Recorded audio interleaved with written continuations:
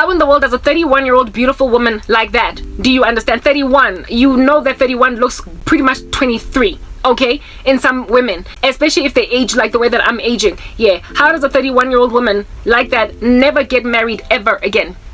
Ever again?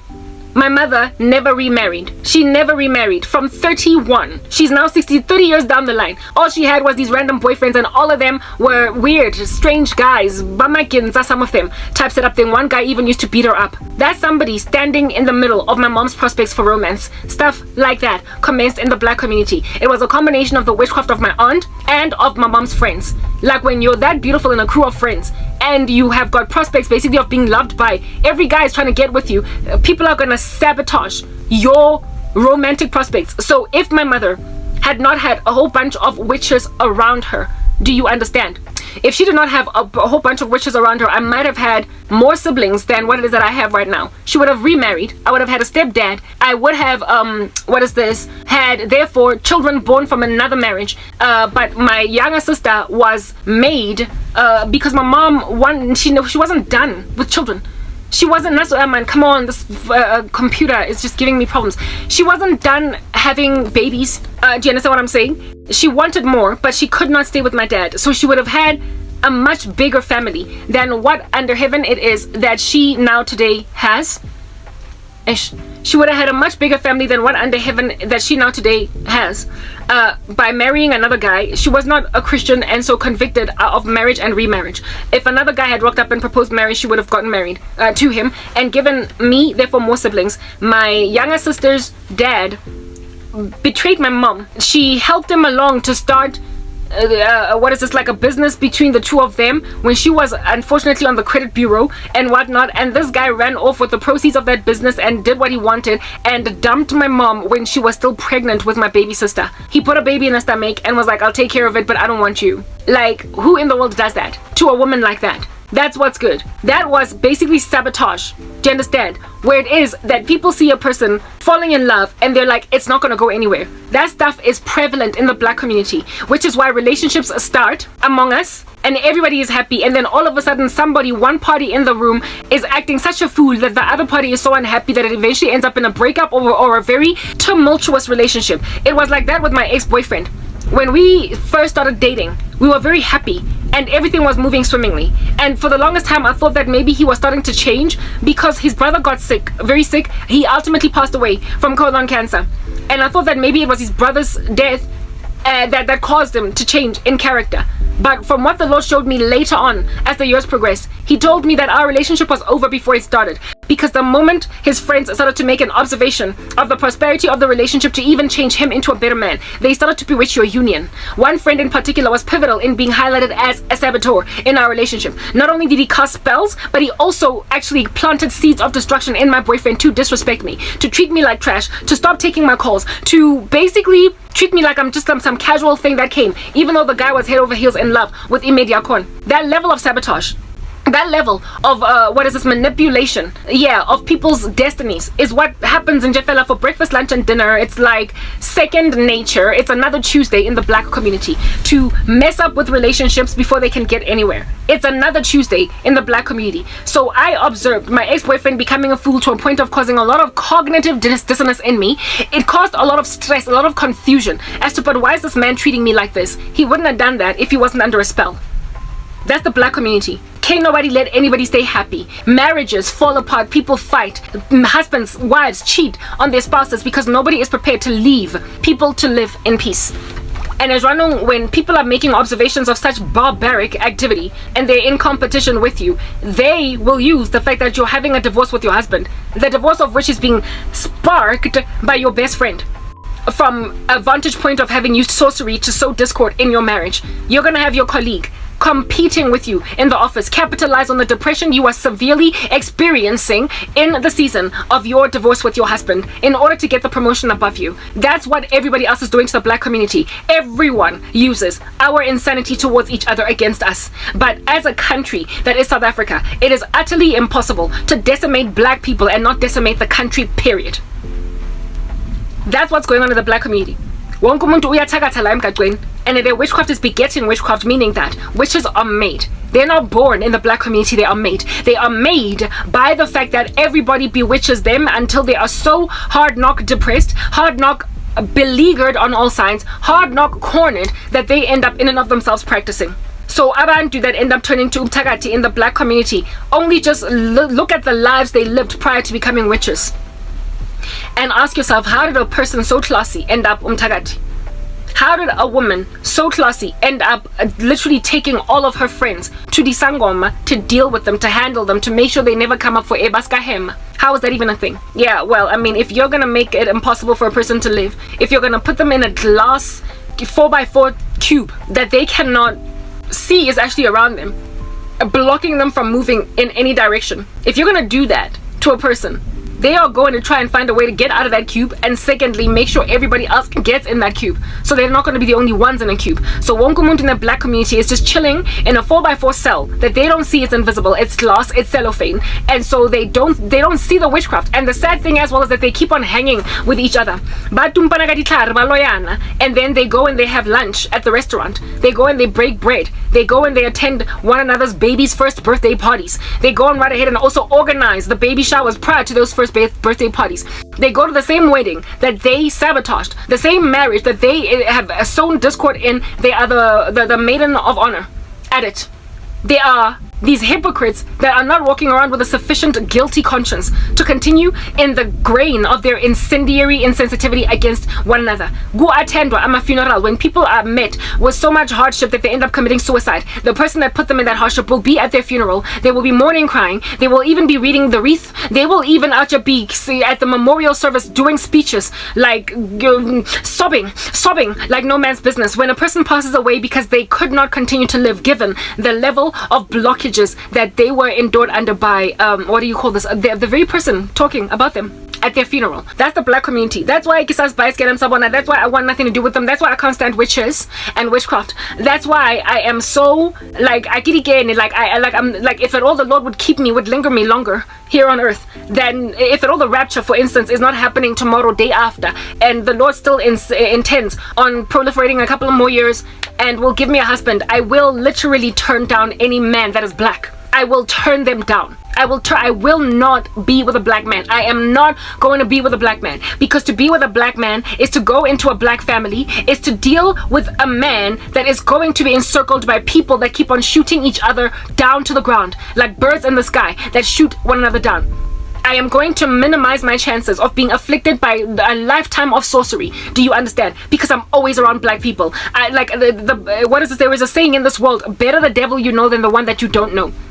Okay, I know my family's insanity. I know their sorcery. I know Orbatawe. So let those be the only black people I'm dealing with. I do not want to deal with my husband's family's demons.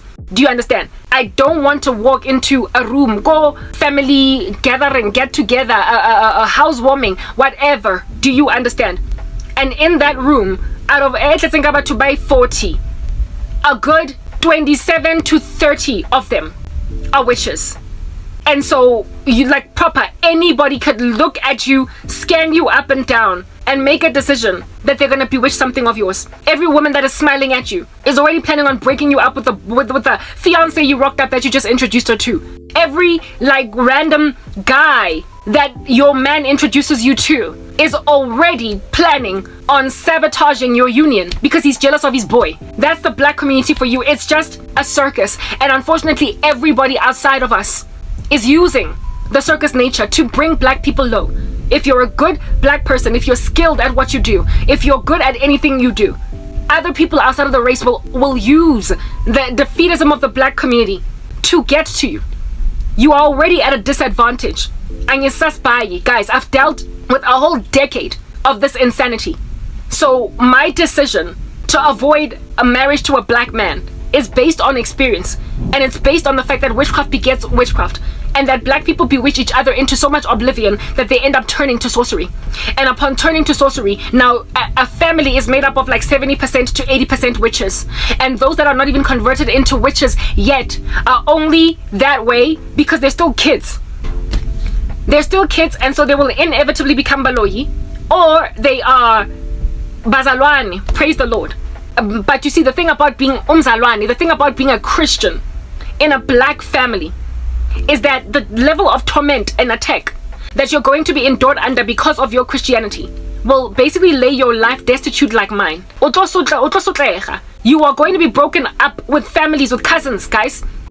You are going to have issues with your siblings. Your mother is going to treat you very differently from the time you get born again. It just makes family experiences so rough. Everybody going to talk down about you, underestimate the living daylights out of you. Everybody is going to be charged against you. I don't want to be dealing with that other than just with my family. I've got abatagati la echartini. There's enough. There's enough. I don't want to go nakelo olla. Bako khabo kingi shabalala. Ake batlo kholo olla bako mazibugo. Ake batlo kholo olla bako bule bako moloi.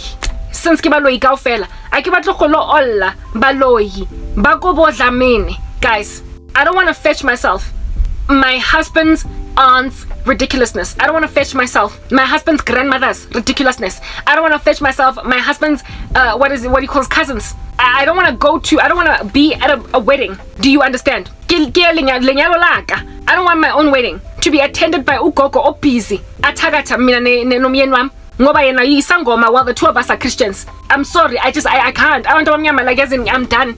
I had a friend who was among the first out of us to get married, and the level of jealousy made it impossible for her to be entirely happy. Like proper, her photo ops were clearly fake. She was posing. Do you understand? She was unhappy, and she was also not treating us the way that she had before, because she had experienced so much jealous mistreatment ever since she got engaged that she didn't know who to trust. So even though we were at her wedding, we were strangers. We had our names and everything on little cards, and yet she treated us ingati strangers. And when she was busy taking photos, she couldn't even look us in the eye. That's a woman that's not happy on her wedding day. She's looking over her shoulder. On her wedding day, she's looking over her shoulder because of the level of betrayal. Even that particular day, there are people there who have bewitched the bride and the groom before they could even go to honeymoon. Who wants that? I had a friend at MTN who God gave a dream about me getting married, and I was looking very beautiful in the dream. She came the next day. I was like, oh, Karabo, God showed me a dream of you getting married. You look so beautiful. I was like, oh, maybe my dreams are getting answered. My prayers to God about a husband are getting answered. And when I was busy jumping up and down in front of her, basically appreciating that God is confirming my husband is coming through her, she changed, She changed ever so immediately. And before I knew it, I got a dream where it is that I was pregnant by my ex-boyfriend and some other dude that I had also dated. I dated briefly when I was newly saved. For 2 months. I had a dream where I was pregnant by both my ex-boyfriend and this guy. And I was barefoot in the dream in some bathroom where the floor was murky with water. And I was heavily pregnant, and my stomach had such black stretch marks on it that I could not deal because I had lost umzimba wam. And when I was looking in the mirror, I was the bathroom something in Eleko Wits University, and I was in these dirty bathrooms at Wits, and I could not even finish my degree because of the fact that I was pregnant with basically 2 babies in my stomach that belonged to 2 different men. When I ultimately in the dream, I cried out to Jesus. I was like, God, what's going on? Help me. As soon as I said, God, help me, the pregnancy disappeared. I found myself sitting in the back seat of this girl's Mercedes. She used to drive a black Mercedes. I was sitting in the back seat of her car, and she looked back at me from this car of hers, and she was like, hi, Karabo. And God was like, that's the one. That's who's doing that to you. It took me years to figure out what that dream meant, because it would take me losing everything to ultimately be able to interpret my dreams properly. I have told you guys that before, that my spiritual gifting, I only began to appreciate it after losing everything. God was showing me that this woman not only wanted to shatter my prospects for getting married, but she wanted me to be the kind of woman that would have babies by different men. Where it is that I would have my first pregnancy with one guy, and then I would have a second pregnancy with another guy, so as to run my stats in that regard. Give a baby mama and fella across the show of multiple baby daddies but never get married. And also, like I said, it happened at Wits, where it is that I felt like my degree was also taken away. She also came against my prospects for education, anything of glory of mine. And after that dream, that chick started to change on me. She started to act differently. She was no longer the same girl that she was towards me. Now, if her witchcraft had stuck on me, and I was this glorious girl that ended up the baby mama of multiple guys, you must understand I would have turned to sorcery. That's why, if it was not for my redemption at the right time, I literally got saved at the opportune time. I'm not saying I'm better than all black people. I'm saying I escaped it. I dodged a bullet. Do you understand? In that I got born again before everything of mine could fall apart, where it is that upon me falling apart, I would then make a decision to respond to my falling apartness by also bewitching other people and also protecting myself with witchcraft.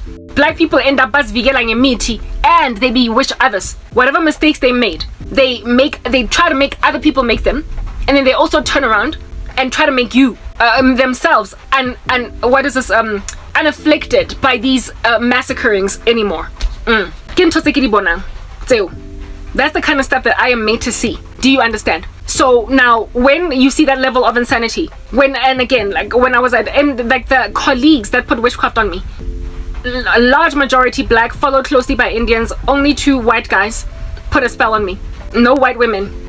Oh, but I have had white women put spells on me at my former church that was largely white. They had a whole coven. So yeah, white people do witchcraft, but the majority of the participants in this dark deed in this country are black. I had a male colleague where it is that I saw a beautiful bird. It looked like it could have been a dove. It was flying in the building at MT, and it was quite an aerated, large, spacious building that we worked in. And there was a beautiful bird flying in the sky. And this guy literally took out what looked like an AK-47. It was a rifle. It was some big gun, like a machine gun. He took out a machine gun, one of those long ones. It was not a pistol, and he shot it to the ground. Yeah, I was splat, boo, to the ground, to the floor. I asked the Lord, what in the world was I seeing? And it would only take me losing everything to realize that God was showing me as that bird. That colleague bewitched you. He saw you flying like a bird, and then decided you're going to come down. I don't know how many colleagues, male and female, black, put witchcraft on me so as to go nowhere in life. That's the black community for you. So don't be calling me no Uncle Tom. I don't want to have to deal. No gogo. That's always going to be doing some kind of ritual against my children. I don't want to have to take Batong. There's a woman that repented, that gave her life to Jesus Christ when she was on the come up. However, she got initiated into the occult by Nkhonwa High. Her parents were Christian. Do you understand? And when she would go visit the grandmother was a high order priestess. Erika Mukisa, go listen to her testimony. Her grandmother was a high priestess in the occult, and she was earmarking Erica to becoming a Satanist. Before this kid had any chance at all, it was over before he started for her. She set that kid up to go to hell, while the parents, imagine, they were just sending the child over to go and visit Ugogo. Erica not only had a grandmother that initiated her before she could even articulate herself properly into the occult, but she had an aunt who was her mother's sister, that every holidays she would go and visit that aunt. And that aunt of hers, you would imagine that because auntie, she would be responsible, and the mother would also trust the auntie to basically take care of the child. You don't let my child go to clubs. You don't let my child mess up with boys. If you see my child doing ABC, now this aunt not only took this child to parties and whatnot, but she also did rituals with Erica when she was just a teenager. The mother did not know. Erica did not tell the mother and the father.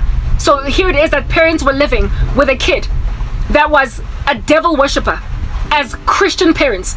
And all they saw was a kid that was withdrawn, disobedient, unaware to themselves that their kid has been initiated into the occult by grandmother and proliferated in the occult by the aunt. I don't want to deal with any of that nonsense. Like, if I had stayed, basically, as a Christian woman, I would have married a Christian man and raised my children up in the admonition of the Lord. If I had stayed tight with my cousin, I was going to take my children to my cousin for the holidays. 1 minute.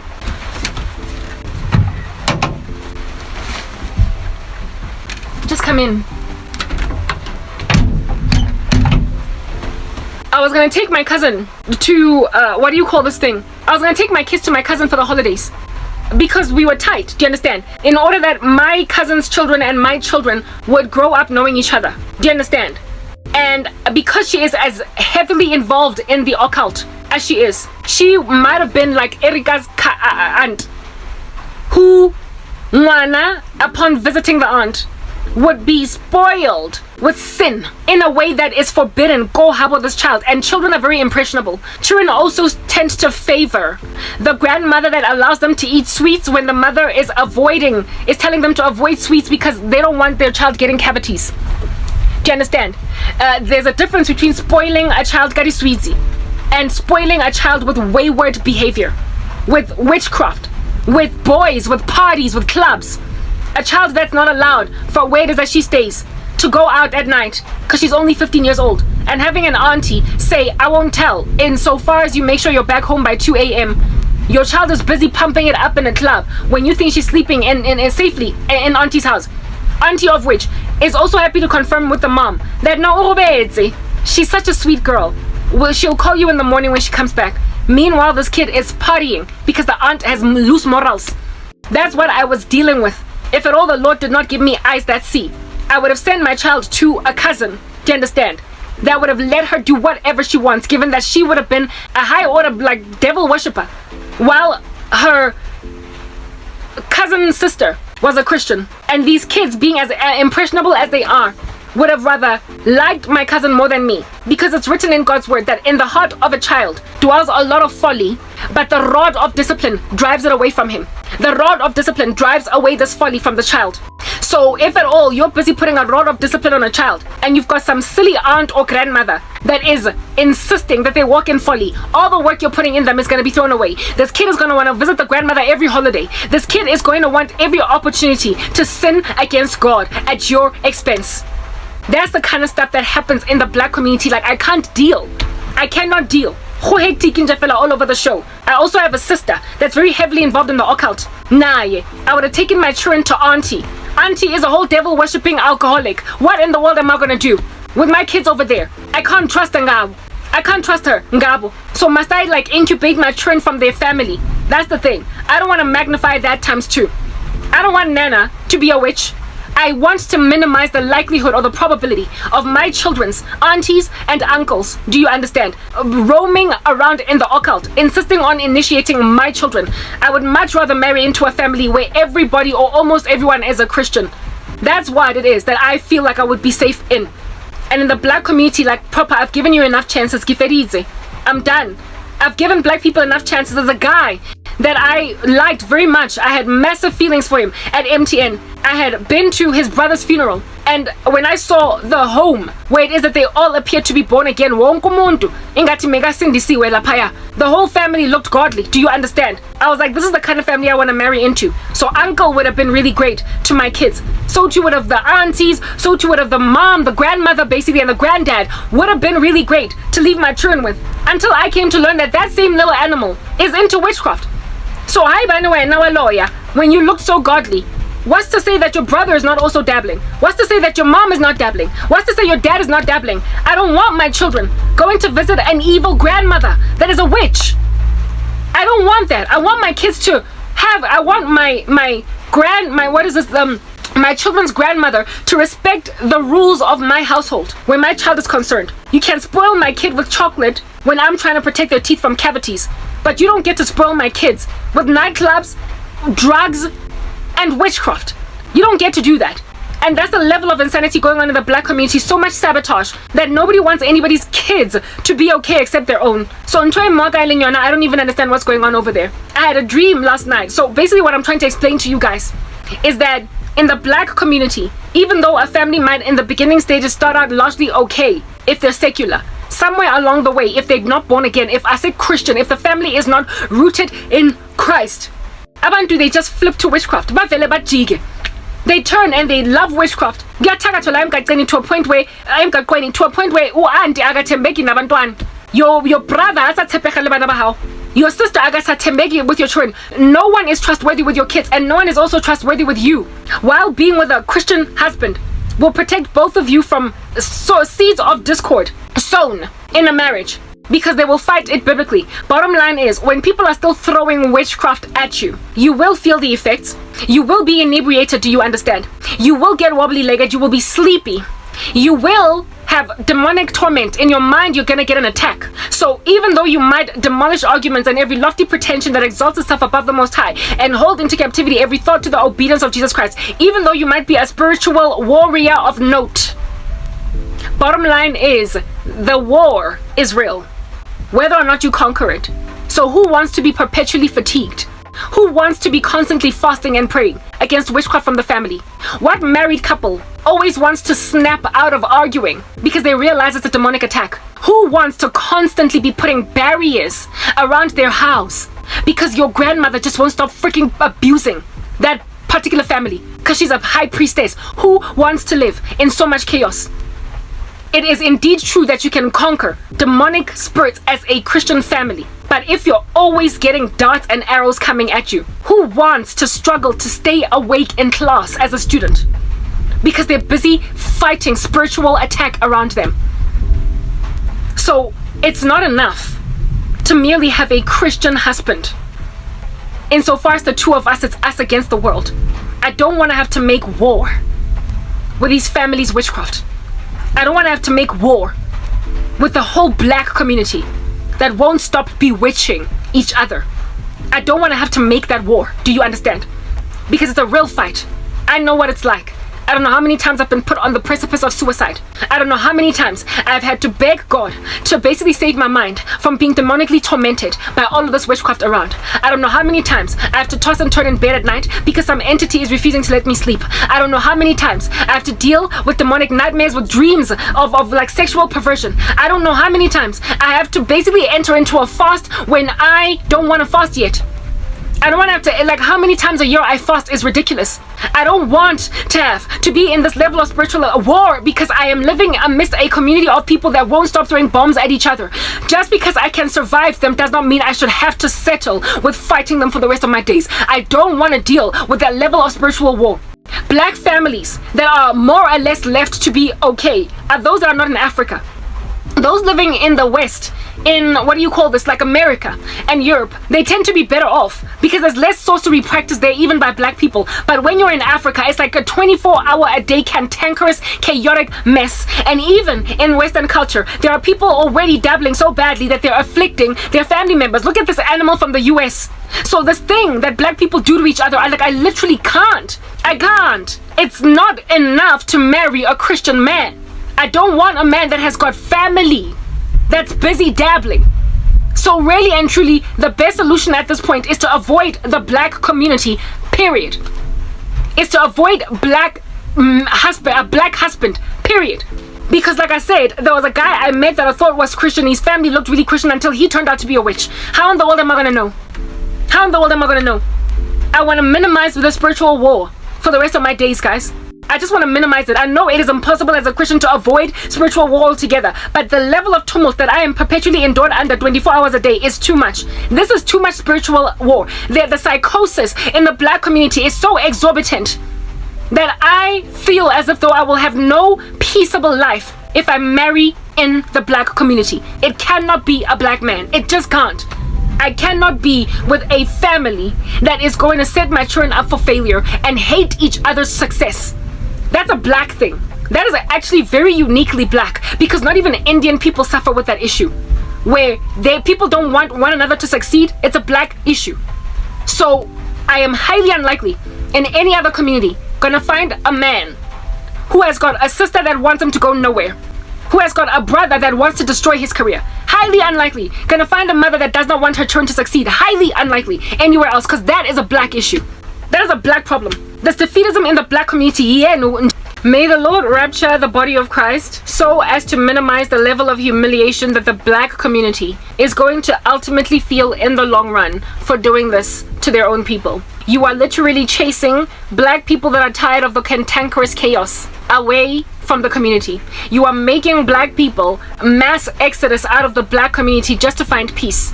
So if God does not rapture the church, do you understand? If God does not rapture the body of Christ, we are going to be dealing with such a mass exodus by black people out of the black community to go and marry anywhere else that it is going to start becoming embarrassing for black people with their black culture trying to maintain what they're maintaining. The level of defeatism among you is ridiculous. Do you understand? It is catastrophic. It is apocalyptic unto your for yourselves only. It's apocalyptic. Your witchcraft, where it is that you all want to keep each other in a grain of nothingness, it's just ridiculous. It's just ridiculous. Black friends, black family, black colleagues, black like, yes, you guys, Nina and Tagatayo are my colleagues. Like, how many of you black witches, just be honest for a second, have bewitched a white colleague? How many of you have bewitched a colored or an Indian colleague? Just give me a show of hands. Largely, it's always the black colleague, even though you are competitive with the Indian one. Even though you have got a competitive edge against the white chick in the office, you are highly likely going to thwart the career of the black colleague. It's literally against just each other that you are doing this thing. So mina angispice if I can minimize how many of you I have around me, it's better off. But then again, in order to be spared embarrassment as black people, I feel like the Lord should rapture the church and just judge everybody's sins once and for all. Otherwise, you're going to be dealing with a mass exodus out of your community. A mass exodus. And then you're going to go on right ahead and accuse people of being Uncle Toms when they try to give you a chance. When they try to give you a chance. I had a dream of my older sister watching my content, but literally shooting down everybody that tried to watch it. She's watching my videos, like eating popcorn and everything. But anyone at all that would try to also watch my videos, she was shooting them down. Essentially, that was God showing me that your older sister is currently busy with blocking your YouTube channel. It's already blocked. I've already been thwarted. I've already been, stayed. I'm already being shadow banned by YouTube. And so she's basically adding a spell on top of a spell. She was blocking everyone from watching me, but in and of herself, she was watching me. That was the one dream. And then I had another dream where my cousin, the one that was my best friend, but now she's my mortal enemy, and God is going to kill her. Remember, I told you guys in a dream about, not a dream, but it was a video where I was using an analogy of how it is that this beast, this animal, this monstrous thing, I don't know what he is, I hate him. This like whatever from America, there's some dude from the US that's busy abusing the living daylights out of me using witchcraft. He's into korobela, he's just a psychopath. And I was using an example about how it is that if you end up married to a man like that, you might as well be marooned on an island where he's the only helicopter coming in to bring food, where he's the only person giving you company, because he will literally ward off every man that tries to pursue you. He will shoot down every man, he will shoot down every hand of help, he will make sure that he's the only person taking care of you. Such that to be with him is essentially the equivalent or tantamount of being marooned on an island with only one person coming in to check in on you. And you are marrying that person. Yeah. Well, I had a dream that basically was using that same analogy that I used, where it is that I was on a marooned, and I said another thing that I said in that particular dream, not dream, but that metaphor that I was using.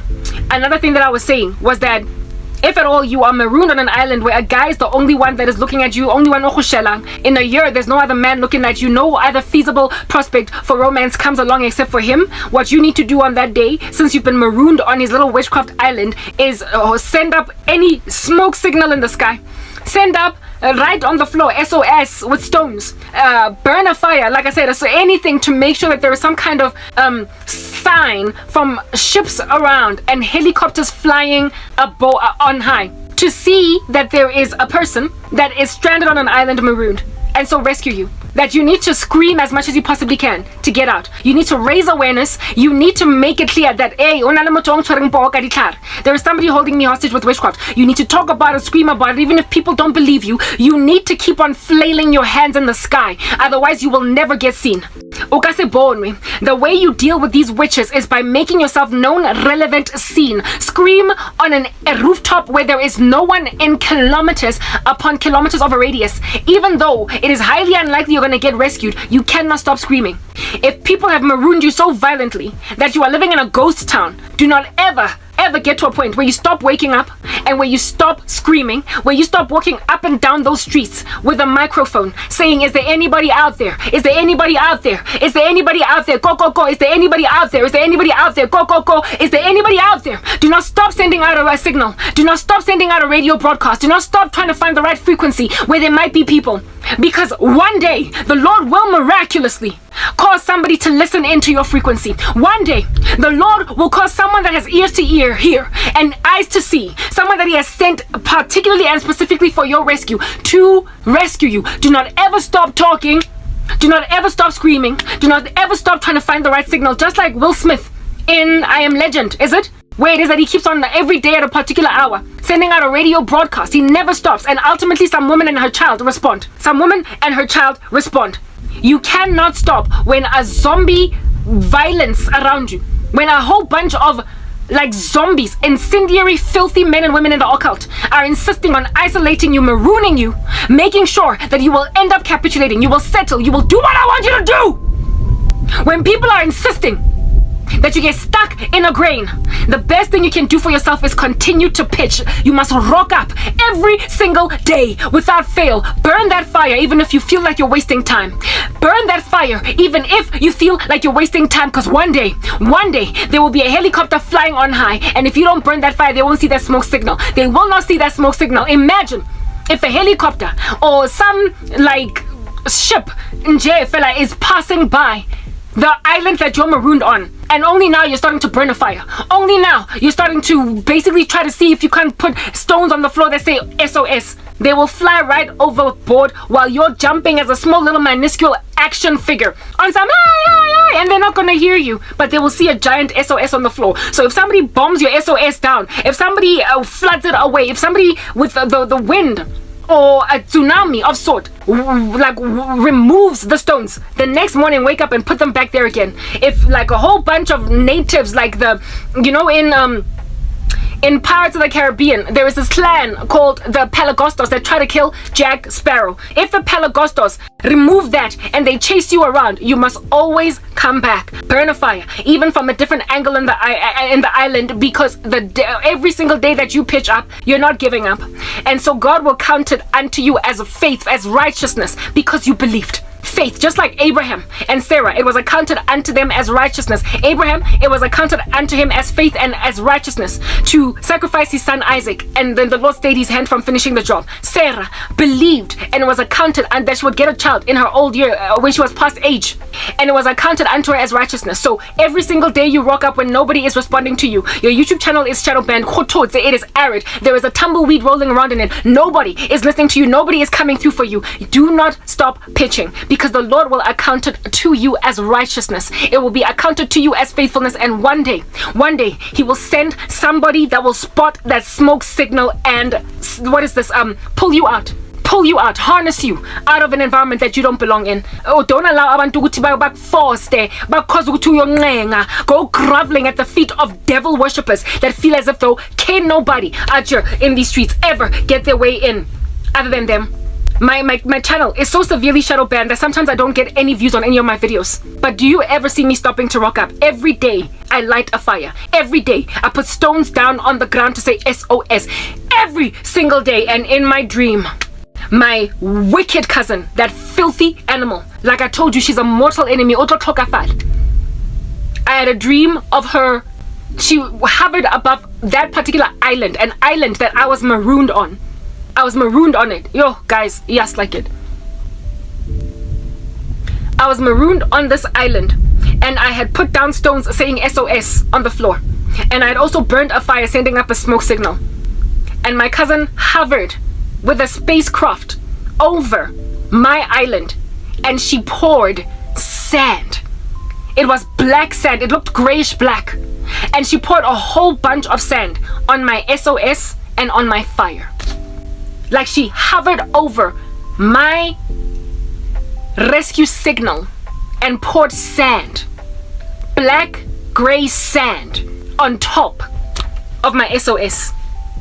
God was like, Labantu are not gonna stop, Karab.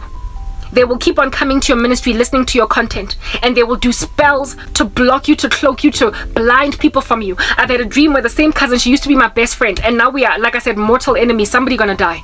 And there was a dream where I was trying to talk to people, and she was standing in front of me.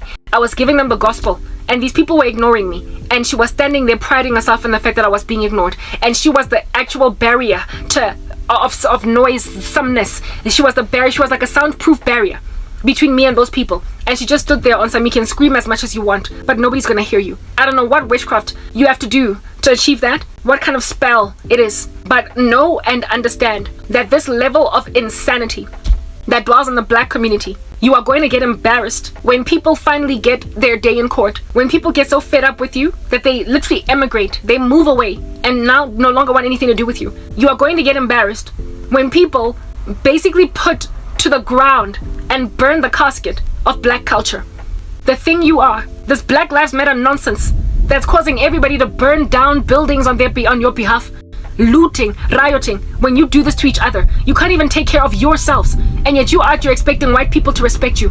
You out here expecting everybody else to come and riot and march when one of your people gets brought down, when one of your people gets killed, when one of your people gets brought down to the ground because of whatever reason, police brutality, racism, anything at all that you like to raise as a race card. Yeah, you're gonna get embarrassed because the largest number of casualties in the black community are not from police brutality or racism. They are from black people killing each other. When you are the number one cause for black unsuccessfulness, for black poverty, when you're the number one reason for black regression, when you're the number one reason for black death, when you're the number one reason for black isolation, for the voices of black people not being heard, when you are the number one reason why black people can do nothing, when you are sitting on the chest of black people and then you stand on a rooftop and you write about how Black Lives Matter. You're standing on a rooftop talking about how Black Lives Matter, and then you expect the whole damn planet to join you in your riotous march that is looting entire cities. And then when people take a magnifying glass and a microscope and they look deeply into the incendiary thing that you're doing, and then realize that you are literally mowing to the ground and putting more people in caskets as black people than any other single demographic ever can. On that day, you're going to be violently humiliated, black people. You're going to be humiliated when your families are teeming at the Volksgabaloi, where you can't stop bashing each other's heads into walls, cracking skulls, making sure women stay baby mamas and not wives, making sure that men become wife beaters, ensuring that nobody can ever really truly have a good reputation in the black community, that the stars among you are tripped before they can even get anywhere. Look at me. I was supposed to be a whole academic, a lecturer, a professor. I was supposed to be a businesswoman, and a woman with this level of ingenuity, talent, skills, giftedness in so many regards. Yeah, is sitting at the back of a mother's house gathering dust, hot like no man's business, burning, boiling, from sweat, because I've been left in an unventilated shack in the middle of summer to go nowhere and do nothing. When people start to realize that really and truly police brutality, my buttock, you are killing each other. That's when you will get embarrassed. You will finally shut up with your socialistic, communistic regimes. You will finally shut up when people realize that really and truly, indeed, charity begins at home. In my dream, my cousin put sand on my SOS. In other words, she's burying yet another black person. No. I'm not being killed by white folk anymore, is it? I'm not being killed by Indians anymore, am I? I am not even being killed by the irresponsible government of my country. I am being killed by my own family, right in my own backyard. My sister is telling people don't watch Karabo, and my cousin is hiding my smoke signal. She is snuffing out my freaking smoke signal. That's black people for you. And then you expect to be respected. I don't understand what you're doing. The diaspora from the black community is a well-needed one. It is a respite for those among us who are exhausted with your defeatism. It is no wonder China. It is no wonder It is no wonder we are busy marrying anyone other than blacks. It's not that we don't like black. It's not that we are tired of being black. It is that we cannot survive as blacks. That's what you are. I can't even escape the grain of insanity that I'm endured under right now. Because abantu insist they insist that I don't breathe, I don't move anywhere, I don't do anything. Yazin, you are destroying never mind your own country, but your people first. This cousin snuffed out my smoke signal, but like I said, the grain of new sensing in the black community as a black person. Don't stop pitching. Do not stop talking. Don't let them silence you.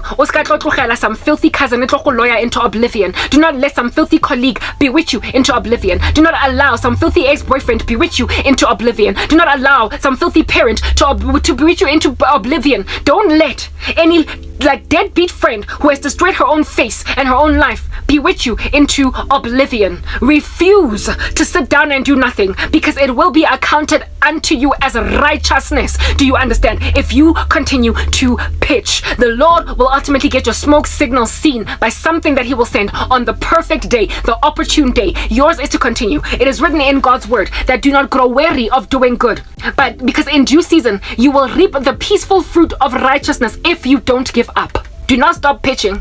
Don't stop uploading your YouTube channel. Don't suddenly quit. If you have quit, go back. Reignite that engine. Go back and upload your posts. If they have shadow banned you, if they had removed, if they have put down, if they have brought down the Twitter, not Twitter, set up TikTok. Hey, hi bani ba go shadow ban ile go TikTok. You know how TikTok has this thing about Christians, against Christians. They have like a whole bone to pick with Christians. Yeah, go back to your TikTok account. Upload go TikTok. Go back and upload on TikTok. Return to TikTok and upload on TikTok. If at all they have removed your account, they have suspended you without cause, start a new account, upload again. Do what you need to do. Go on YouTube, upload. Go on Facebook, upload. Talk, boo. Go on the street if you're an evangelist and speak on the rooftops. Eventually somebody will hear you. Do not embrace the grain of poverty. Do not embrace the grain of defeatism among your people. You were born of a different status. You are not your father's son or mother's daughter. You are God's. You are people of a different status. You have a different grain. Do you understand? You are indwelt by the Holy Spirit. That's what's good. The Lord is the father to the fatherless. He takes up the cause of the widow and the orphan. Do you understand? If your father and your mother abandon you, the Lord will take up your cause. That's what's good. If your family members are pumaguwe, God will have your back. You might have been born in a deadbeat plaza that don't make sense and you were supposed to end up nowhere. But where it is that you go when Christ has a plan for you is somewhere where you have a hope and a future. It is written in God's word that mark the upright. Look at the man of peace, for there is a future for that person. Behold the upright, mark the righteous man, for there is a future for the man of peace. Upon the Lord raising up Jeremiah, he said, I know the plans I have for you, plans to prosper you and not to harm you, to give you a hope and a future. Do not give up, don't settle, don't capitulate. For my goodness gracious, women, don't let yourself marry men over so long. If you suspect them, get out. Even get out. They are full of gaslighting. Pumpe. Don't even give them one opportunity to explain themselves. Just leave. Do not ever end up married to a wicked man. And don't let a friend almost so long stay. Get out, walk, get the step in, and keep on burning your torch, because somebody is going to spot you from the sky. Someone, even if it has not been, even if there's been nobody frequenting your ecosystem for 100 days back to back, 100 days back to back. I personally have not gained any new subscribers in almost a month. Keep pitching. Do not grow weary of doing good, because in due season you will reap the peaceful fruit of righteousness if you don't give up. Never stop pitching. At some point somebody's gonna watch you. Bottom line is, if these witches can clock into your channel to find out what's going on, what's to make a person that's godly not come and see you? I'm finished. I am literally exhausted with you. I keep on getting visions, dreams, nightmares where I am being told about my own funeral. I'm being told about my funeral, my memorial service, my this and that. Every time they listen to me speak about Satan, death cases, love spells, all different kinds of random attempts. Death curses, love spells, all different kinds of random attempts. Labantu are on a loop and on and off. We're thinking wire. They don't have breaks. On a loop. But busy. Day and night. So since my funeral has been planned when I have no intentions of dying, since my future husband has been told who it is that it's going to be when I want nothing to do with that bugger. Since mina ngitshelwe ukuthi ngiyoscanna amagroza ePick and Pay, when I'm bigger than that, since I'm being told that my YouTube channel I'm eventually I am sorry guys. They are dictators, Wankudra, and yours is to grab your own future and run with it. Let them continue to let them continue doing whatever under heaven they want to do to wonke umuntu la emgaqweni obamthandayo, because that's the thing. Witchcraft is a crime of passion. And so balimaza abantu ababathandayo. Balimaza batho babaratang. Jaka ga bale rata hakana bale lawyer. Another habati shooting in the foot. Are they not shooting themselves in the foot? When they busy bewitching everyone they love. One day they will have no one.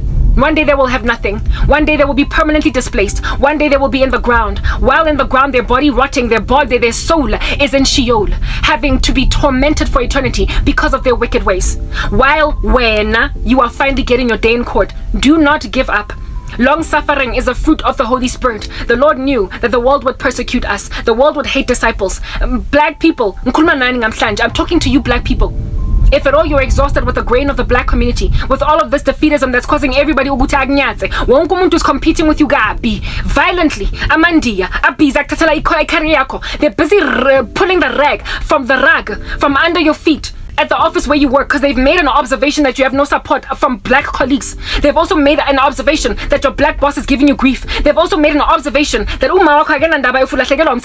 they've made observations, and so now lo muntu lona lo Riyadh lo Ashal uya succeed to take away your career because no one is standing for you. Understand, if you put out a smoke signal, somebody will ultimately notice ukuthi uRiyadh wrong. Somebody will make a decision to disregard the insensitivity and the craziness of Ashal. They will make sure that they ignore the person that is trying to take away your career when you have not done anything wrong. Do not stop pitching. Just do a better thing. Erect, stand firm, and do not be your mother's son or your daughter's, or your father's daughter. Oskaba, a typical black person. Y'all need to be graduated away from black culture. It's destructive. In South Africa, the whole country is passing away because defeatism in black communities has caused everybody else and all of their apathy to just allow black people to fall like dominoes when we are the majority of the country. The whole of South Africa is passing away because of black defeatism. If you want to escape the grain of that futility among black people, go to Jesus. The grain of Mona, oleng so extreme, jealousy so extreme that people will watch you suffer, grovel, moan, grunt. The jealousy so extreme that women will watch a woman get raped by a man and do nothing. A jealousy so extreme that you will watch a woman get stalked into oblivion by a merciless, like, murderer and rapist and do nothing because you are competing. When you're dealing with that level of jealousy, who in the world is going to rescue you? Since nobody's coming for you in the black, no one is coming for you in the black community. Who is gonna have your back when no one has your back because you're black? Well, God is not a respecter of persons.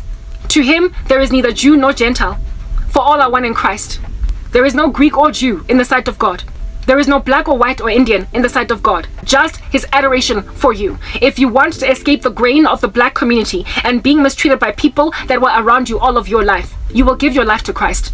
There is solace and escape in no other name but Jesus Christ. Bantu bamnyama, mina ngicedile ngani. Know that that's true. I'm done with you. I'm done with you.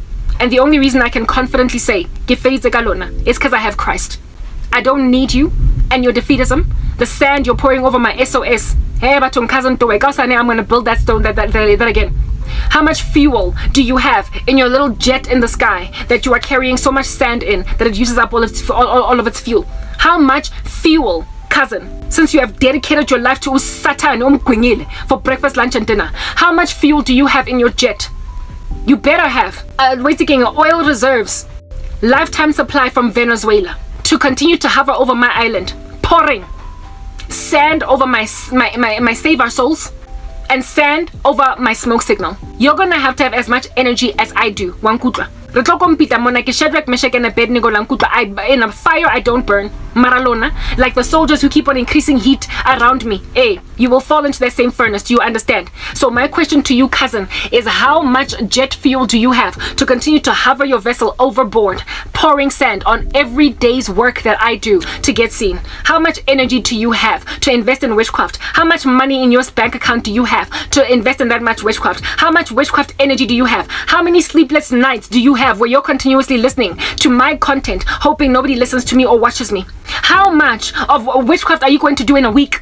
How much witchcraft are you going to do in a month, a day, a split second? How much witchcraft? Unale matla na aho stem against me. Can you jewel me, cousin? I have been in isolation, destituted, with no family, no love, no support for a whole freaking decade. Can you stand against me? Because how much energy do you have? Do you have another decade? Do you have another year? Never mind a decade. All of this nonsense that you're doing, all of this witchcraft you're investing to make sure nobody sees me, all of this sorcery. Do you have the financial resources and do you also have the energy? Given that you're a whole mother that should be raising bana ba gage, mara o focus it's more cousin ya gago re ska bohema happy. How much witchcraft do you have in you? And the same thing goes to my sister. How much jet fuel do you have? Given that you've recently lost everything. How much fuel in your little witchcraft machine do you have to continue to make sure no one listens to me but you? I feel as if though not enough. I'm the one that God will renew the strength is. It's written in Isaiah 40:31 that those who wait on the Lord will renew their strength. They will mount up with wings like eagles. They will run and not grow weary. They will walk and not faint. So really, that's who you're standing against. Umuntu ongakhathali. A person that is renewed by a supernatural force. So jaga hakili buditse, how much jet fuel do you have? And when how much juice in your sorcery do you have to keep on blocking people from listening to me? Can you stand against one who is mounting up with wings like eagles, running and not fainting, walking and not growing weary? Do you have enough energy to stand against a child of the living God anointed by the Holy Spirit? Do you? I don't think so. So all the best winning against someone who cannot lose. You're a serpent and you're a scorpion, and I will trample you underfoot. Do you understand? No such weapon formed against me shall prosper. I will refute every tongue that accuses me in the judgment, and I will be the one to condemn it. I am the one that's going to trample you underfoot, not the other way around. So keep on hovering over my secluded island and pouring sand, because the day's gonna arrive when your jet is gonna need maintenance. Your jet is going to need more fuel, and you're gonna run out of resources since you have not Christ behind you. Those who build a house in the devil build it in vain, but those who build a house in the Lord don't build in vain. Unless a builder builds their house in the Lord, the builders build in vain. So all the best. I'm signing out in Christ's name, Kren K. Bye.